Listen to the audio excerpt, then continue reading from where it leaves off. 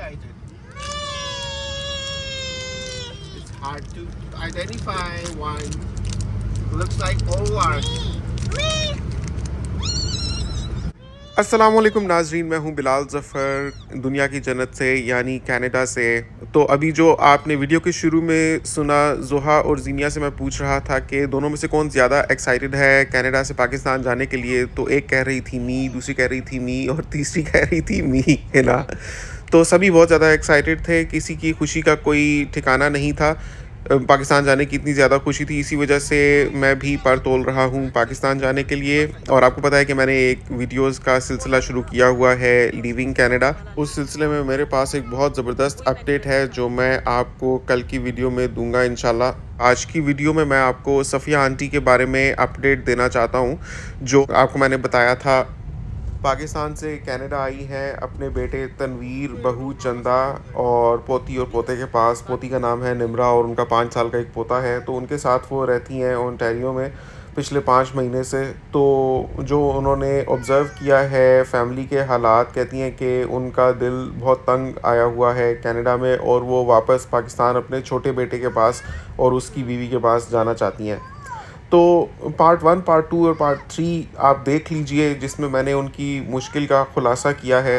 इस वीडियो में मैं आपको बताता हूँ कि जब मैंने उनको प्रपोज़ किया कि वो किस तरीके से कनाडा में अपना दिल लगाने की कोशिश कर सकती हैं। वसूख से तो नहीं कहा जा सकता कि बहुत मज़ा आ जाएगा, लेकिन एक कोशिश ज़रूर की जा सकती है कि जितना एंगेज्ड फ़ील करती हैं उससे कुछ इम्प्रूवमेंट आ जाएगी। तो उन्होंने क्या कहा, तो मैंने उनको कहा कि जब आपसे कोई बात नहीं करता और आपके पास बहुत फ़ारिग वक्त होता है और आप इबादत भी कर चुकी होती हैं, तो उसके बाद आप ऐसे किया करें कि आप अपने आप को एंगेज किया करें किसी फ़न एक्टिविटी में जो आपके लिए काफ़ी हो। मिसाल मैंने उनको ये दी कि एक ये जैसे पहेली मैं आपके साथ शेयर कर रहा हूँ, ये 2 हिंसों पर मुश्तमिल एक नंबर है।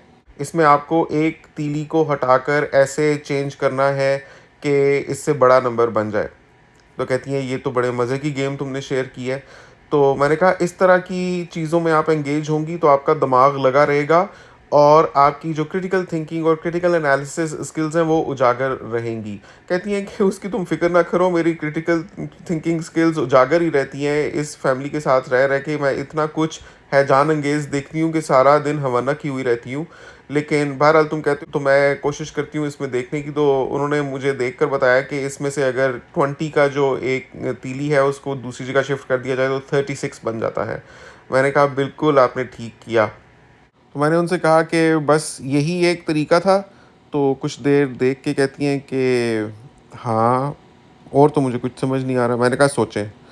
कहती हैं नहीं मुझे तो बिल्कुल समझ नहीं आ रही। तो फिर मैंने उनको बताया कि इसमें एक और तीर को चेंज किया जाए तो ये 26 से 29 भी बन जाता है।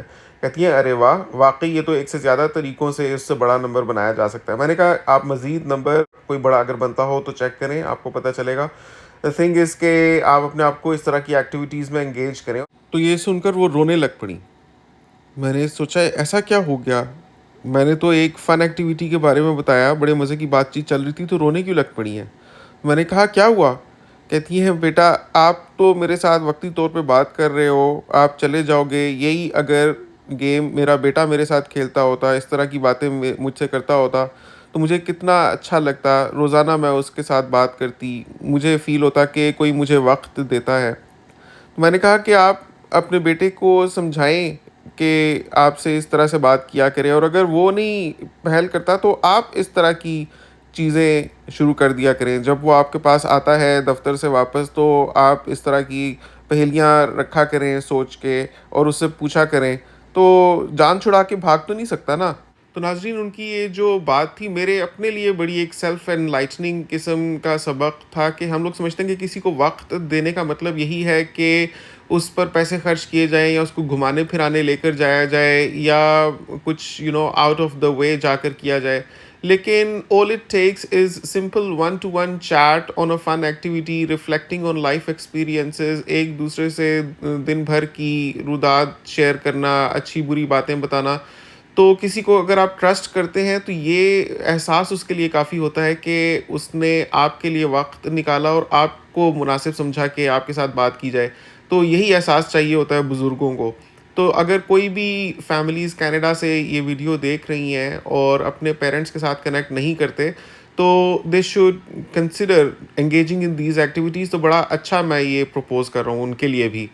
होता है ना, समटाइम्स लोग कहते हैं कि हम तो बात करना चाहते हैं लेकिन बुज़ुर्ग खुद ही इतने खुश्क तबीयत हैं कि उनके साथ ज़्यादा बात की नहीं जा सकती।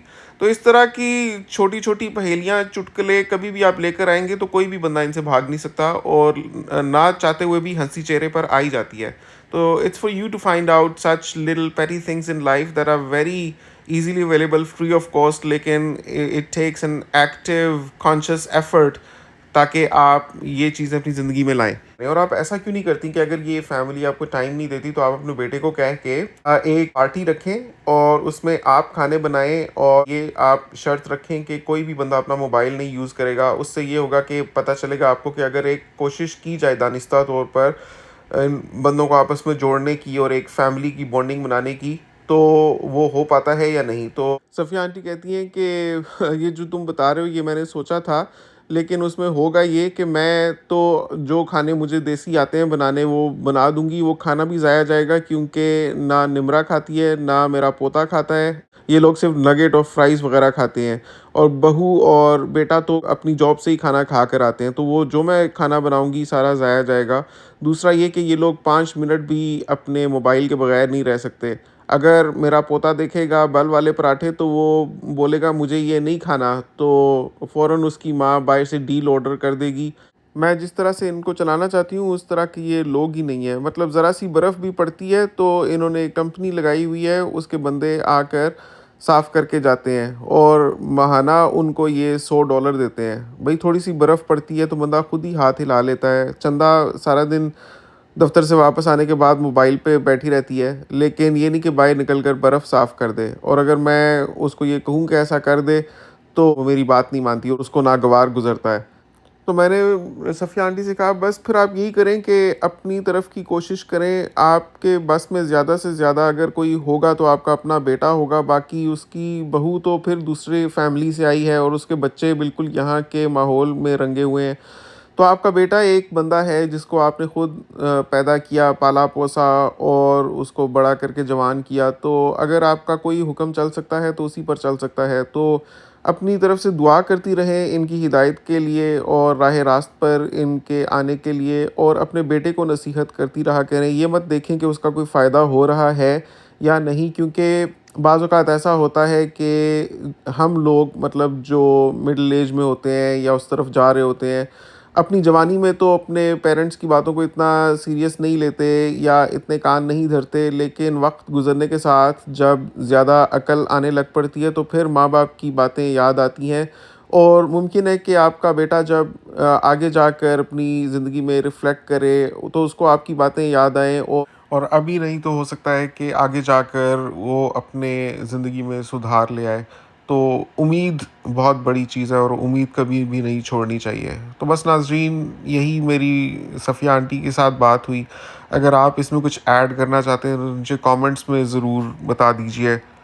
कुछ फैमिलीज़ का तो ऐसा सिस्टम होता है कि उसमें बुज़ुर्ग बाहर आकर भी बच्चों के साथ बहुत अच्छे तरीके से एडजस्ट हो जाते हैं, तो उनकी तो मैं बात नहीं कर रहा। लेकिन कुछ फैमिलीज़ में वाक़ई इस तरह से होता है कि जिस तरह से सफ़िया आंटी अपने आप को बहुत डिस्कनेक्टेड महसूस करती हैं और सेक्लूडेड महसूस करती हैं, वहाँ पर मेरे ख़्याल में बच्चों की ज़िम्मेदारी है कि वो पेरेंट्स की मेंटल हेल्थ का ख़्याल रखें, और अगर उनको अपने साथ एंगेज नहीं कर सकते और उनको प्रॉपर वक़्त नहीं दे सकते, तो फिर उनको बाहर रख के टॉर्चर ही करने वाली बात है। It's a very strong word, but ये है कि उनके साथ नाइंसाफ़ी है। तो उनको फिर मेरे ख्याल में वापस भेजने का इंतज़ाम करना चाहिए। अगर उनके पाकिस्तान में बच्चे हों और वो वहाँ ज़्यादा खुश महसूस करते हों। मतलब they shouldn't be using their parents to their benefit, it's using a person, क्योंकि ऑलरेडी सारी उम्र उन्होंने गुजार दी होती है अपने बच्चे पाल के, उनकी जिम्मेदारियां निभाकर, उनको बड़ा करके। अब उनके बच्चे पालने की जिम्मेदारी दरअसल ग्रैंड पेरेंट्स की नहीं है, ये एक्चुअली उस बेटे और बहू की जिम्मेदारी होती है, जो वो बड़े आराम से अपने माँ बाप के सर पे डाल के खुद तो पैसा कमाने निकल जाते हैं, लेकिन अपने माँ बाप को बुढ़ापे में भी फ्री टाइम नहीं देते। तो आज मैं जब ऑफिस से आया था तो घर पर कुछ भी नहीं था, है ना। जो बनाकर गई थी मील्स फ्रोज़न, उन्होंने पोर्शंस बनाकर फ्रीज़ किए थे, वो भी ख़त्म हो गए हुए थे।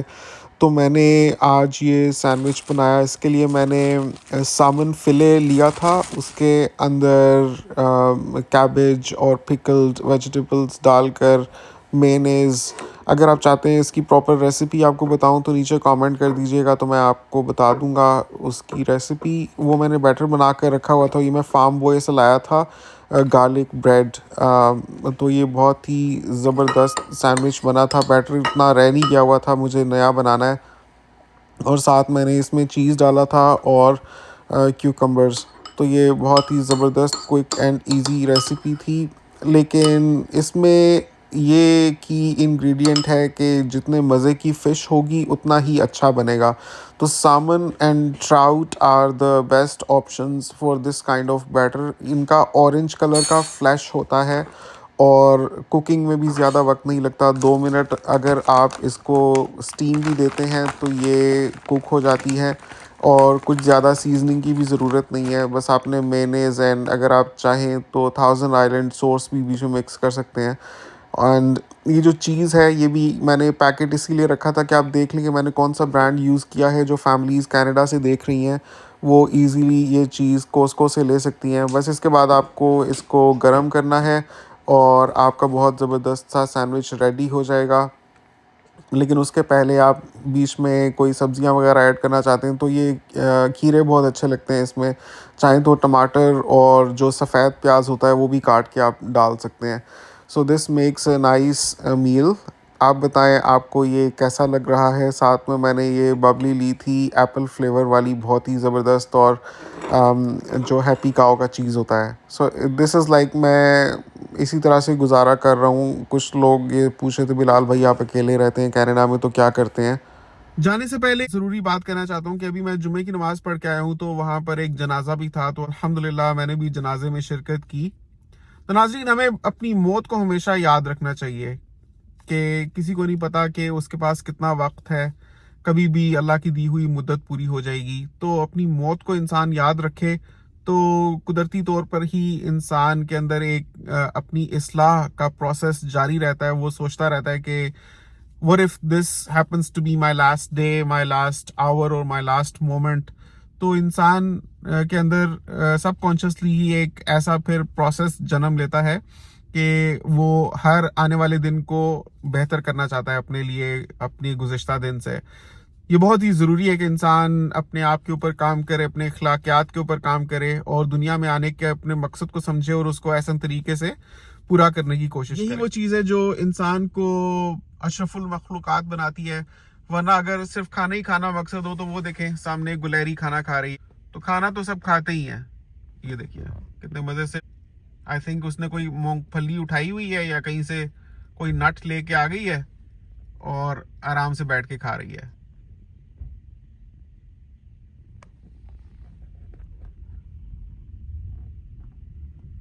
तो खाना तो अल्लाह ताला हमें भी देता है, बल्कि अगर हम अपनी ज़िंदगियों पर रिफ्लेक्ट करें तो अनगिनत लोगों से ज़्यादा ब्लेस्ड अल्लाह ने हमें रखा हुआ है।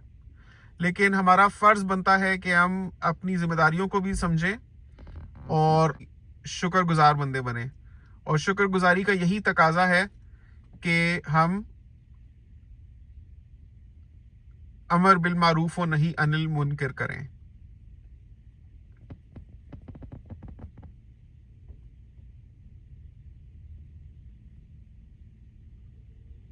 उनके अंदर मैं लेम्फी यूज़ करता हूँ। बहुत से लोग रिमिटली यूज़ करते हैं, लेकिन मैंने हमेशा बोला है कि लेम्फी बहुत ज़बरदस्त रेट्स देता है। अभी मुझे पाकिस्तान पैसे भेजने थे तो मैं कन्वर्जन रेट देख रहा था दोनों का, तो मुझे लेम्फी का सबसे बेस्ट लगा। और मज़ा तो जब आया कि जब मैंने पैसे भिजवा दिए तो शाम को मैंने चेक किया ऐसे ही, उसके बाद तो देखा तो $70 अकाउंट में थे। मैंने कहा ये कैसे हो गया, मैंने तो अपने लेम्फी के ऐप में सिर्फ $20 छोड़े थे, तो ये 70 कैसे बन गए। मुझे अपनी आंखों पे यकीन ना आए, मैं हैरान परेशान। मैंने कहा $50 कहाँ से आए, तो वो पता चला कैशबैक था। मैंने कहा हैं इतना ज़बरदस्त $50 मुफ्त के। तो वो उसमें आए हुए लेम्फी में एज अ कैशबैक। तो वो तो मुझे बहुत ही पसंद है। मैं पहले भी बताता था अपनी वीडियोस में कि आप अगर बाहर से पाकिस्तान पैसे भेजना चाहते हैं तो लेम्फी का इस्तेमाल करें। अगर आप मेरा कोड इस्तेमाल करके पैसे भेजेंगे तो आपको बहुत फ़ायदा होगा। $20 मुझे मिलेंगे और 20 आपको मिलेंगे जब आप अपना अकाउंट वेरीफाई करेंगे और $100 उसमें मंगवा के फिर आप भेजेंगे तो $20 आपको भी मिलेंगे। उसके बाद आप चाहें तो मज़ीद और अपने फ्रेंड्स एंड फैमिली मेम्बर्स को अपना यूनिक कोड रेफ़र करके $20 कमा सकते हैं और जिनको रेफ़र करेंगे वो भी कमाएंगे।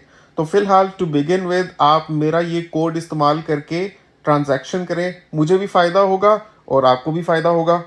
तो मैं आपको अपना कोड पढ़ के बता देता हूँ। It is BILAEDDC। आपसे मुलाकात होती है इंशाल्लाह अगली वीडियो में, फिर किसी ट्रू स्टोरी के साथ, फिर किसी रिलेटेबल कंटेंट के साथ। चैनल को जरूर सब्सक्राइब कर लीजिए और वीडियो को एक थम्स अप दे दीजिए और नीचे कमेंट्स में ये भी लिखिएगा कि ये वीडियो आपने दुनिया के किस कोने से देखी है। आपसे मुलाकात होती है इंशाल्लाह अगली वीडियो में। अपना बहुत ख्याल रखिएगा, तब तक के लिए अल्लाह हाफिज।